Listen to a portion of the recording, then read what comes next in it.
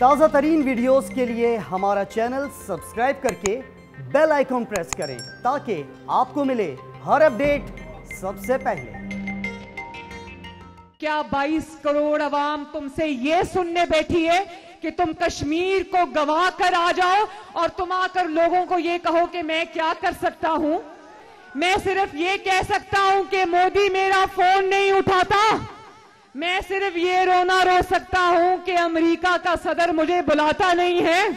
वो जो तुमने 2 मिनट की खामोशी इख्तियार करने का कहा था, वो खामोशी आज भी तुमने इख्तियार की हुई है।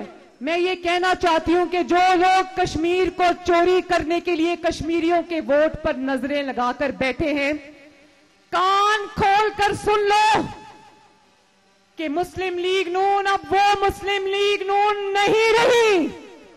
मुस्लिम लीग नून को तुम्हारे हल्क से चोरी शुदा सीटें निकलवाने का हुनर आ गया है। अगर मुस्लिम लीग नून का इलेक्शन जीती, कश्मीर का चोरी करने की कोशिश की, तो आप अगर बैठेंगे शायरा दस्तूर पे, तो मरियम नवाज आपके साथ बैठेगी इंशाल्लाह।